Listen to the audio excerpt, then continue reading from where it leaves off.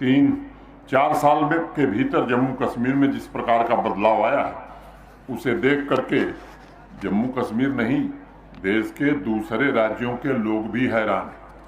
हाँ, एक बात जरूर है कि नौकरी उसी को मिली जो योग्य था। किसी की सिफारिश से अब नौकरी नहीं मिल सकती है। वो जमाना जम्मू कश्मीर में खत्म हो गया। जिसमें मेरिट होगी, जिसमें योग्यता होगी, निश्चित रूप से मिलेगी। कुल मिलाकर समृद्ध सीमा योजना के अंतर्गत 87 अलग अलग प्रोजेक्ट्स पर काम चल रहा है और इन प्रोजेक्ट के पूरा होने के बाद टूरिज्म सेक्टर में संभावनाएं यहाँ की और बढ़ने वाली हैं।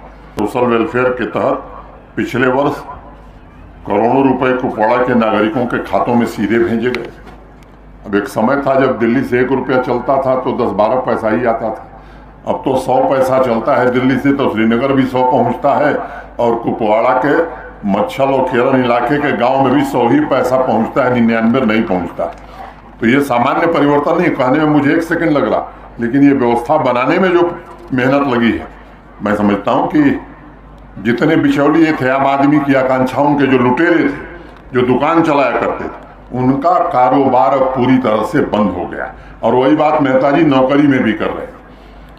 3 साल में 30,000 सरकारी नौकरियां दी गई और पिछला जो वर्ष रहा है, मैं बड़े जोर दे करके कह रहा हूँ प्रेस के लोगों को कह रहा हूँ कि आप लिख लीजिए, 47 से लेकर के और आज तक पिछले वर्ष जितनी सरकारी नौकरी जम्मू कश्मीर में दी गई उतनी नौकरी कभी नहीं दी गई थी। हाँ, एक बात जरूर है कि नौकरी उसी को मिली जो योग्य था। किसी की सिफारिश से अब नौकरी नहीं मिल सकती है। वो जमाना जम्मू कश्मीर में खत्म हो गया। जिसमें मेरिट होगी, जिसमें योग्यता होगी, निश्चित रूप से मिलेगी। जिसमें नहीं होगी वो दिल्ली से भी सिफारिश कराएगा तो उसे नौकरी मिलने वाली नहीं है। अब इसके कारण लोगों को दर्द हो रहा और वो दर्द मैं समझता हूँ स्वाभाविक है। उसके बारे में मेहता जी ने बताया थोड़ा, मैं उसके विस्तार में नहीं जाना चाहता। आखिर क्या गरीब आदमी को हक नहीं है कि उसका बच्चा अगर पढ़ लिख करके सबसे योग्य है तो उसे सरकारी नौकरी मिले? या कुछ खास लोगों को ही कुदरत ने अधिकार दिया है कि उन्हीं के बच्चे चाहे पढ़ें चाहे न पढ़ें, चाहे योग्यता हो या न हो, सभी पदों पर वही रहेंगे?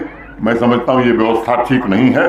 और हम वर्तमान जो व्यवस्था वो कॉमन मैन के लिए और जम्मू कश्मीर प्रशासन की शीर्ष प्राथमिकता गरीब आदमी है, वंचित आदमी है, कॉमन मैन।